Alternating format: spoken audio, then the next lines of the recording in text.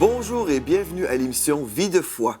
Cette semaine, nous commençons une série super merveilleuse. Nous parlons du leadership spirituel et comment vous pouvez grandir dans le leadership spirituel.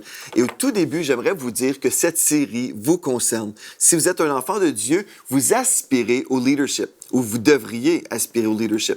Plusieurs chrétiens s'imaginent, bien, moi je suis un simple chrétien, je vais à l'église et c'est tout. Mais en fait, si vous êtes un enfant de Dieu, Dieu vous appelle à avoir une influence dans ce monde. Donc, nous ne sommes pas tous appelés au leadership dans l'église locale, c'est-à-dire être pasteur ou évangéliste, docteur, enseignant, apôtre. Non, mais nous sommes tous appelés à diriger quelqu'un vers Jésus. La Bible nous dit dans Deutéronome 28 et au verset 13, « L'Éternel fera de toi la tête et non la queue. Tu seras toujours en haut et jamais en bas. » Donc, si nous sommes toujours en haut, nous sommes appelés à diriger quelqu'un vers le haut. Et certainement, le plus haut sommet, c'est celui avec le Seigneur dans l'éternité au ciel. Nous sommes tous appelés à diriger quelqu'un vers le Seigneur. Mais aussi, on veut parler cette semaine de la croissance dans le leadership en général. Je vais m'adresser certainement aux gens dans les églises, aux enfants de Dieu. Donc, on va parler du ministère dans l'Église. Mais il y a plusieurs principes que je vais vous enseigner cette semaine qui vont vraiment être utiles, applicables pour votre vie de tous les jours. Si vous êtes en affaires, par exemple, les principes qu'on va voir ensemble, plusieurs principes vont vraiment être pratiques pour vous. Vous pourrez voir comment vous pouvez marcher dans l'intégrité dans vos affaires. Et peu importe, vous êtes peut-être professeur à l'école, peut-être vous êtes médecin, peu importe le domaine de votre vie, je crois que les principes de la parole de Dieu sont applicables partout. Il y a certaines choses que je vais mentionner qui vont vraiment s'appliquer au leadership spirituel chrétien, c'est-à-dire comme dans l'Église locale, dans un ministère. Mais je crois vraiment que cette semaine va être bénéfique pour le plus grand nombre. Donc, je vais vous encourager. Si vous souhaitez vraiment marcher dans la bénédiction de Dieu dans votre ministère, dans votre leadership, bien cette semaine est pour vous. Et puis si vous dites « Ah non, moi je suis juste un petit chrétien », bien changez de mentalité. Il n'y a pas de petits chrétiens dans la famille de Dieu. Nous sommes tous appelés à briller pour le Seigneur et vraiment à refléter sa gloire. Donc, on va commencer aujourd'hui en parlant de la croissance dans le leadership, en parlant justement de l'éthique ministérielle. Et je veux vous aider à comprendre une chose très importante concernant l'intégrité.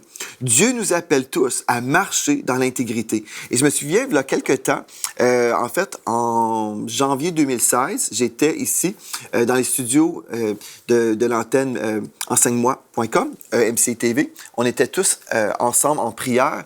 Et puis comme je priais, l'Esprit de Dieu est vraiment descendu sur moi. Et je me souviens, j'ai même eu une vision à ce moment-là où le Seigneur me disait, tu dois aller à Toronto rejoindre des amis pour prier. Et puis, pendant cette saison, j'étais tellement occupé, j'avais dit à mes amis, finalement, je pourrais pas y aller cette année. Habituellement, au mois de janvier, j'aime ça prendre le temps avec ces amis-là et vraiment prier, chercher la face de Dieu. Mais comme mon calendrier était assez plein, j'avais simplement dit, cette année, je ne pourrai pas y aller. Je vais passer cette année. Mais comme je priais ici dans les locaux, dans les studios chez Enseigne-moi, l'Esprit de Dieu m'a donné cette vision où je me voyais en train de sortir des locaux pour aller rejoindre mes frères et mes sœurs dans la prière à Toronto. Donc, je suis parti la même journée, j'ai pris l'avion. Et puis, quand j'étais là-bas, le Seigneur a confirmé plusieurs choses que j'avais déjà reçues dans mon esprit. Et même quand j'étais dans l'avion pour me rendre là-bas, j'avais noté avec mon ordinateur toutes sortes de choses que le Seigneur avait déposées sur mon cœur. Et une des choses que Dieu m'avait comme donné comme mission pour l'année 2016. On est en 2017 aujourd'hui, lors de ce tournage. Mais en 2016, Dieu m'avait dit, dans la prière, « Enseigne à mon peuple ce qu'est l'intégrité. » Et puis, le mot « intégrité » était très, très fort en moi. Et je sais que le Seigneur m'appelait à enseigner sur l'intégrité pour que tous ceux qui sont enfants de Dieu puissent découvrir vraiment le cœur de Dieu par rapport à l'intégrité. Et plusieurs personnes, vous savez, vont aimer le Seigneur, ils vont servir le Seigneur, mais si nous ne marchons pas dans le chemin de l'intégrité, nous aurons des sérieux problèmes à long terme. Et puis, vous savez, dans le corps de Christ, il y a eu plusieurs personnes qui ont chuté dans le péché, et puis on est là, on devient découragé, on a du mal à faire confiance parce qu'il y a eu un manque d'intégrité.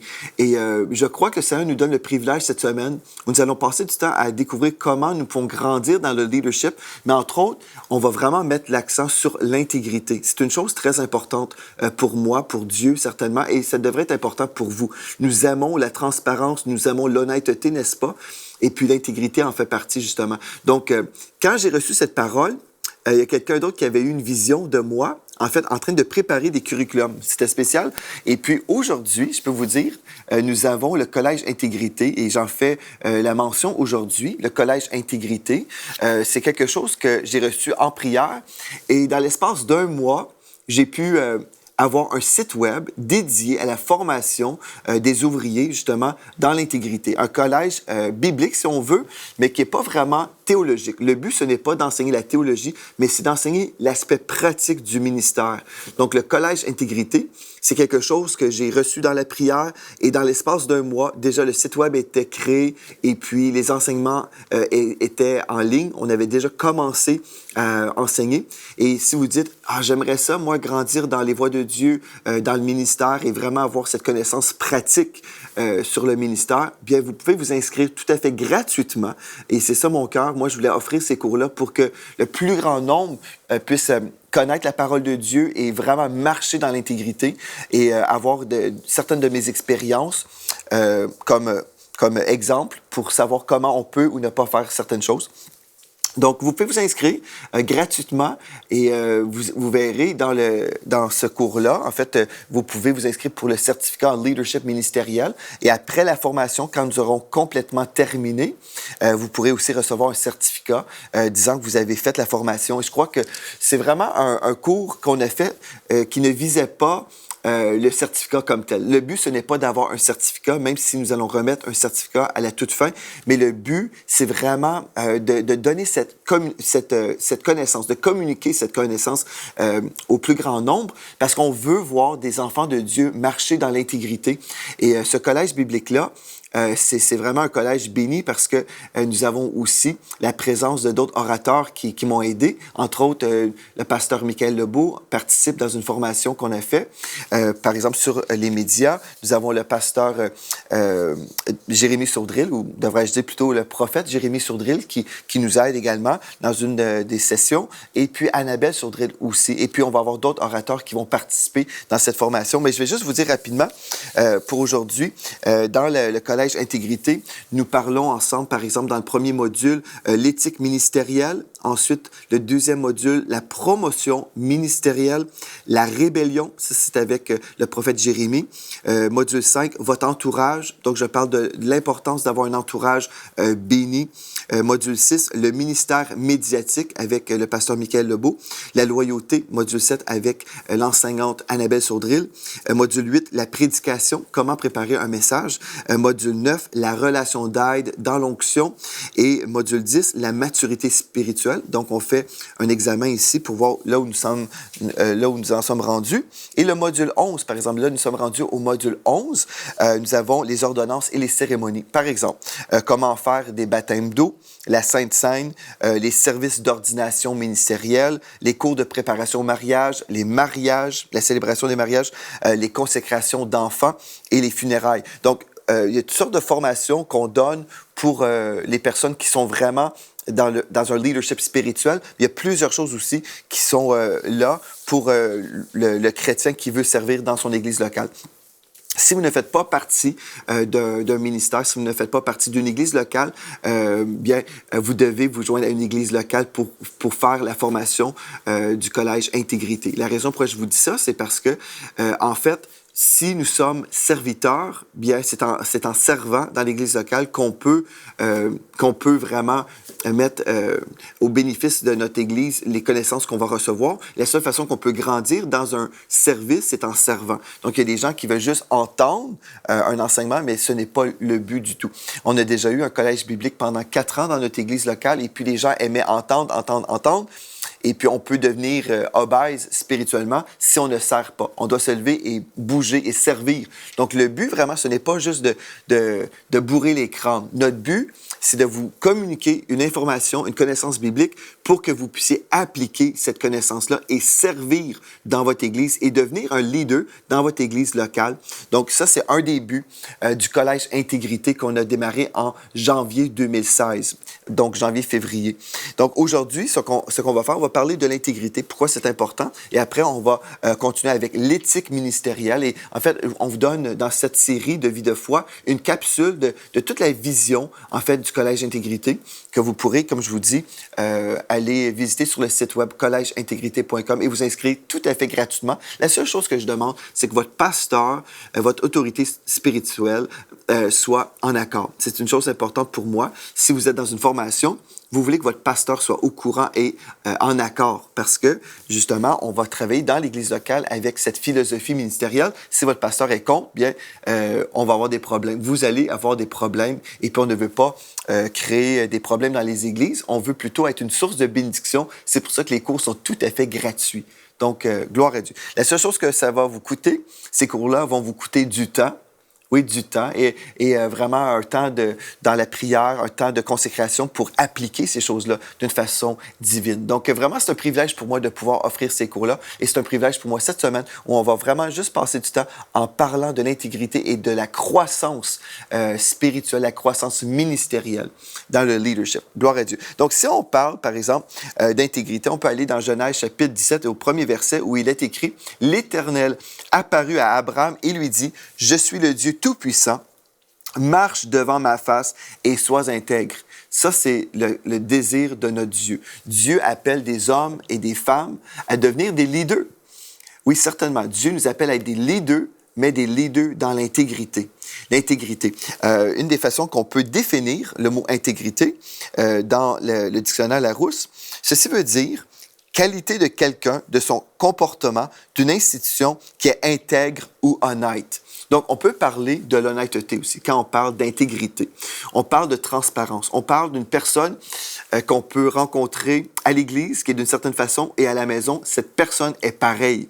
Donc, on n'a pas une personne hypocrite, une personne qui se présente d'une certaine façon le dimanche, par exemple, et le lundi matin, on retrouve cette personne-là à son travail, vraiment en colère, avec un manque du fruit de l'esprit, n'est-ce pas? On veut voir des enfants de Dieu qui sont honnêtes et puis qui veulent glorifier le Seigneur tous les jours de leur vie, pas simplement le dimanche matin. Donc, on parle d'intégrité. Et le mot « intègre » en hébreu, qu'on retrouve dans le texte Genèse 17 et au verset 1, c'est le mot hébreu « tamim » ou « tamim » qui veut dire « complet », entier, solide, ayant de l'intégrité et entièrement en accord avec la vérité et les faits. N'est-ce pas merveilleux ça? Être entièrement en accord avec la vérité et les faits. Donc, quelqu'un qui est intègre, c'est quelqu'un de solide, de complet, une personne dans l'intégrité. C'est merveilleux. Donc, ce qu'on veut faire cette semaine, c'est dire, OK, est-ce que je suis cette personne intègre? J'ai eu beaucoup d'expériences dans le ministère, comme vous pouvez imaginer, parce que j'ai grandi dans les voies de Dieu. J'ai été sauvé vers l'âge de 4 ans, et puis j'ai grandi dans les voies de Dieu à l'Église toute ma vie. J'ai vu des personnes hyper bénies, n'est-ce pas? J'ai vu des personnes qui ont vraiment marché avec le Seigneur toute leur vie, qui ont glorifié le Seigneur. J'ai vu des personnes intègres, gloire à Dieu. J'ai eu des modèles d'intégrité dans ma vie, mais j'ai aussi vu des personnes qui avaient du mal à honorer Dieu dans leur vie, et j'ai vu toutes sortes de personnes aussi qui vivaient des défis au niveau de l'intégrité. Par exemple, il y a des personnes, par exemple, dans notre Église qui ont fait une formation théologique, si on veut. Ils ont fait des cours de l'Institut biblique. Et puis, ces mêmes personnes-là se plaignaient parce qu'ils n'avaient pas eu leur opportunité ministérielle comme ils souhaitaient. Par exemple, certains voulaient prêcher parce qu'ils avaient suivi le cours qu'on offrait à l'époque. Je veux juste aussi ouvrir une petite parenthèse. le leadership ministériel ou le certificat en leadership ministériel que nous offrons dans le Collège Intégrité, ce n'est pas vraiment un cours théologique. Ce n'est pas du tout le but. Le but, c'est vraiment de vous donner une formation pratique. Peu importe si vous avez déjà fait une formation théologique dans un institut, ça, c'est super. Mais souvent, ce que j'ai remarqué avec les années, c'est que les gens ont fait une formation théologique, ils connaissent bien la parole de Dieu, mais quand vient le temps d'opérer dans le ministère, ces gens-là ont des lacunes. On voit que les gens n'ont pas vraiment la connaissance pour savoir comment appliquer la connaissance. Donc, c'est une des raisons pour on a formé le Collège Intégrité. Mais pour revenir à mon histoire, on avait certaines personnes qui avaient été formées dans notre institut théologique. Et puis, ces gens-là, après un certain moment, lorsqu'ils avaient reçu leur certificat, ils voulaient prêcher le dimanche matin. Et puis, ils se plaignaient aussi parce qu'ils n'avaient pas tout ce qu'ils souhaitaient. Et on a vu, en tout cas moi j'ai pu discerner dans certaines vies, un manque d'intégrité. Pourquoi je vous dis ça? Admettons cette même personne qui a fait une formation, on dit c'est très bien, la personne a reçu cette parole, a reçu la parole de Dieu dans sa vie, mais ça ne veut pas dire parce qu'on a reçu une parole qu'on est vraiment arrivé à la maturité. Et bon, je peux prendre un cas, par exemple, il y avait cette situation où un homme pouvait se plaindre du fait que bon, je n'ai pas ma chance, je n'ai pas mon opportunité, mais cette même personne venait dans mon bureau avec son épouse et puis ils vivaient des défis dans leur mariage, ils vivaient des défis dans leur famille, avec leurs enfants. Vraiment, c'était des situations très, très, très difficiles. Et puis aussi, ils avaient des défis au niveau de la sainteté. Donc, ils vivaient dans le péché, il y avait toutes sortes de désordres dans leur vie. Pourtant, ils avaient suivi le cours, les cours bibliques, mais dans leur vie, il y avait des sérieux problèmes. Cette même personne pouvait circuler dans l'Église et se plaindre et parler contre ses autorités, disant « J'ai fait le cours de l'école biblique, mais pourtant, on ne me donne pas mon opportunité. » Vous voyez le manque d'intégrité, là. Parce que si on dit ça, par exemple, si on se plaint, on est là, on affirme des choses, je suis bloqué dans ma destinée ou des choses semblables, il y a un manque d'intégrité. Pourquoi? Parce qu'en fait, si la personne était honnête et transparente, la personne devrait dire, bien en fait, la raison pourquoi on me limite, c'est parce que ce n'est pas ma saison en ce moment, parce que j'ai besoin d'être guéri dans mon couple, j'ai besoin de vivre une victoire dans ma famille, j'ai des problèmes sérieux avec mes enfants, notre famille est en désordre, je suis dans le péché par-dessus la tête, comme ça, là. Si la personne était honnête et intègre, non seulement elle avait reçu la formation théologique, mais dans le pratique, elle aurait pu comprendre que c'est vrai, j'ai connu toutes sortes de choses, j'ai pu apprendre certains principes, j'ai appris la parole de Dieu, mais là, j'ai besoin de vivre des percées. Et là, j'ai discerné non seulement un manque d'intégrité dans sa vie, mais aussi, en général, j'ai vu beaucoup de manque à ce niveau-là, dans le corps de Christ en général. Parce que c'est vraiment hypocrite quand on est là puis on dit, si le pasteur devait se défendre, par exemple, le pasteur, moi-même, j'aurais pu me tenir derrière le micro un dimanche matin et dire, écoutez, j'entends dire des choses, tel frère dit telle chose, mais je dois vous dire la raison pourquoi le frère n'est pas encore dans tel poste dans l'Église, c'est parce que voilà. Et puis, je pourrais détruire des réputations, n'est-ce pas? Mais le pasteur ne pourra jamais faire ça. Donc, quand une brebis parle contre une autorité spirituelle, c'est vraiment très facile parce que le pasteur ne pourra jamais, ou il ne devrait jamais, se défendre. Donc, dans mon cas, par exemple, quand j'ai vu ça, j'ai dit, c'est un manque d'intégrité. Parce que si je devais révéler les raisons pour me justifier, je détruirais cette brebis. Et Dieu ne m'appelle pas à détruire des vies. Au contraire, Dieu m'appelle à bâtir des vies. N'est-ce pas? Oui, partager la parole de Dieu, enseigner cette parole, mais aussi voir les personnes entrer dans leur destinée. Donc, on voit qu'il y a un manque d'intégrité en général dans le corps de Christ. Mais heureusement, cette semaine, on va se remettre en question, on va s'examiner soi-même et on va voir, est-ce que je suis intègre dans ma vie? Et puis, si je veux grandir dans le leadership spirituel, ce n'est pas suffisant d'avoir juste plus de connaissances bibliques. J'ai besoin de grandir aussi au niveau de mon caractère. Et ça, c'est une chose importante. Donc, pour aujourd'hui, on va continuer dans l'intégrité. Par exemple, dans Proverbe 28 au verset 6, il est écrit « Mieux vaut le pauvre qui marche dans son intégrité que celui qui a des voies tortueuses et qui est riche. » Donc, on va mettre l'accent, encore une fois, sur l'intégrité, pas sur la richesse, pas sur peut-être même nos opportunités qu'on souhaiterait avoir, mais vraiment marcher dans l'intégrité. C'est ça qui est super important. Dans Proverbe 22, verset 1, il est écrit « La réputation est préférable à de grandes richesses et la grâce vaut mieux que l'argent et que l'or. » Dans la Bible du Sommeur, nous lisons « L'estime des autres vaut mieux que l'argent et que l'or. Donc, voilà, la réputation. C'est tellement important d'avoir une bonne réputation.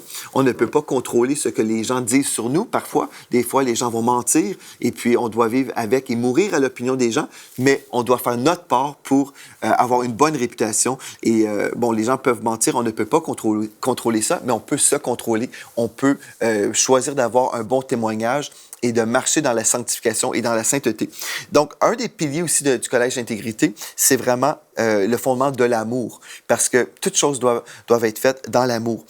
Dans Jean 13, au verset 35, il est écrit « À ceci, en parlant de l'amour, tous connaîtront que vous êtes mes disciples si vous avez de l'amour les uns pour les autres. » Et dans 1 Corinthiens 8, verset 1, il est écrit « La connaissance enfle, mais la charité ou l'amour édifie. » Ou dans la Bible du Sommeur, l'amour lui fait grandir dans la foi. Donc, cette semaine, on parle de croissance. On veut grandir dans le leadership ministériel, dans l'intégrité, mais aussi dans l'amour. Parce que notre foi est agissante par l'amour. Si je ne marche pas dans l'amour, je peux avoir beaucoup de connaissances. Et la Bible me dit, la connaissance enfle. On peut avoir un gros cerveau, n'est-ce pas? Une grosse tête, là, et puis s'imaginer avoir beaucoup de connaissances. Et malheureusement, dans le corps de Christ, il y a plusieurs personnes qui connaissent plein de choses. Oui, c'est tellement vrai ce que je vous dis. Tellement de chrétiens connaissent des choses sur Dieu.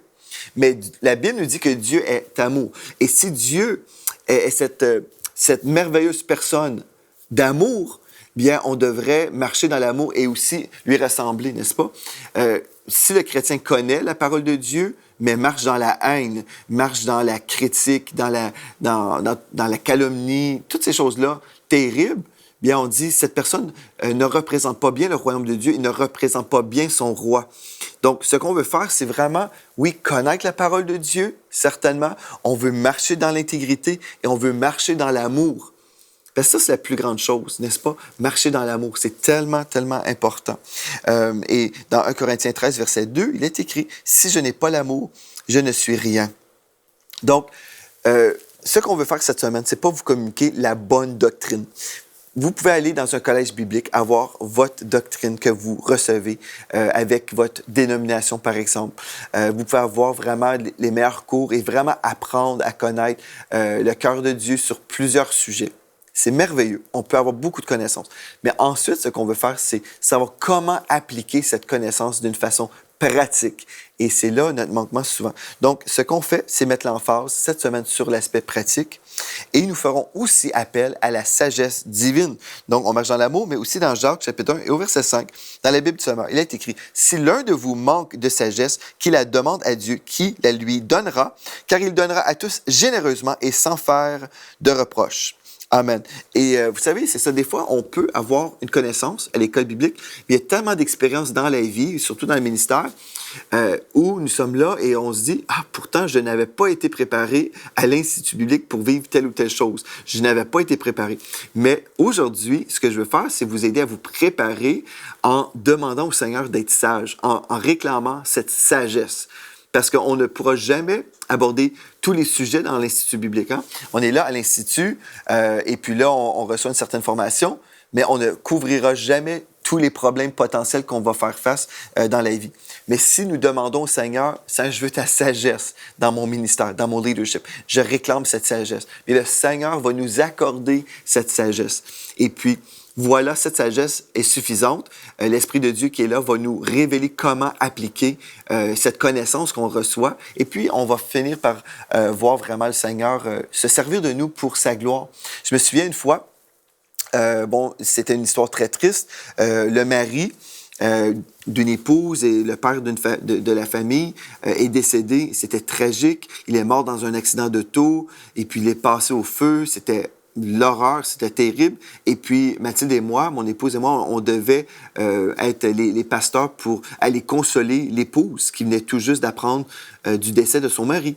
Et puis, je me souviens, j'étais dans le stationnement juste avant de rentrer dans la maison, puis je disais à mon épouse, je dis, on n'a pas vu ça à l'Institut biblique. Mais pourtant, le Saint-Esprit savait qu'un jour, j'étais pour vivre cette expérience, que je devais être cette personne pour consoler cette chère dame. Donc, on a prié, on a réclamé la sagesse de Dieu, on a voulu avoir le cœur de Dieu. Et puis finalement, le Saint-Esprit nous a tellement accompagnés. Et après la rencontre, j'étais tellement émerveillé de la présence de Dieu et vraiment des paroles que Dieu nous avait données.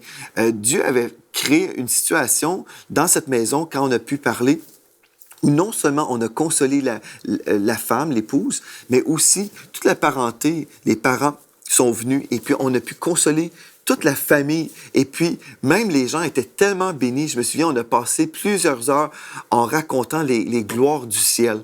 J'ai pu partager un peu mon expérience que j'ai vécue en 2004. Et puis, je leur ai dit comment le ciel était un lieu véridique. Et puis, j'ai pu partager les choses que j'ai vécues. Et puis, tout le monde était assoiffé. Ils disaient, « Oh, raconte-nous comment ça se passe, raconte-nous. » Et puis là, j'ai pu commencer à partager toutes sortes de choses. Et puis, j'ai vu que les gens étaient consolés parce qu'ils savaient que leur bien-aimé n'était pas mort, mais il vivait encore aujourd'hui, mais il avait tout simplement déménagé. Il était maintenant dans la présence de Dieu au ciel. Et puis, on a ressenti la présence de Dieu et une consolation. Et puis, ce qui est merveilleux, c'est qu'on sait que si nous cherchons la face de Dieu, même si nous avons beaucoup de connaissances bibliques, c'est le Saint-Esprit en nous qui va nous montrer comment appliquer cette connaissance-là. Il y a d'autres personnes qui vont appliquer la parole de Dieu à la lettre sans consulter le Seigneur. J'ai vu des situations semblables dans ma vie. Et puis, on va prendre un texte, on va dire, bon, la Bible dit ça, et puis on ne cherchera pas la face de Dieu pour savoir comment appliquer ce texte-là. Et puis, des fois, on détruit des vies. C'est pour ça que la Bible nous dit la connaissance enfle. Des fois, on est là, on est autosuffisant. On s'imagine, bien voilà, j'ai le verset, je connais le texte et puis je vais juste l'appliquer. Mais l'Esprit de Dieu est tellement merveilleux. Oui, il y a cette vérité dans la parole, mais Dieu veut aussi nous montrer comment appliquer la parole. Je me souviens une fois, il y avait une sœur dans notre église qui vivait dans le péché et puis j'avais tous les droits de la chasser de l'église parce que la Bible nous dit chasser le méchant de parmi vous. Et puis j'ai prié, j'ai dit Seigneur, bon, le texte dit ça, mais montre-moi comment faire maintenant. Et puis le Seigneur m'a révélé en fait que cette personne-là n'était pas méchante, mais elle était tout simplement stupide. Et puis j'ai pu lui dire, j'ai dit écoute, Dieu m'a dit que je ne devais pas te chasser de l'Église parce que tu vivais dans le péché, mais au contraire, tu devais te repentir. Et certainement, on était certainement pour l'exhorter à ce niveau-là de toute façon. Mais s'il ne voulait pas se repentir, on aurait été obligé de lui dire, OK, maintenant, tu dois te repentir avant de pouvoir revenir à l'Église. Mais heureusement, le Seigneur est vraiment intervenu dans cette situation-là. Et puis, Dieu nous a dit, non, elle n'est pas méchante, elle est juste innocente. Et elle agit comme un insensé. Et puis, finalement, je lui ai partagé mon cœur, ce que j'avais reçu de Dieu pour elle.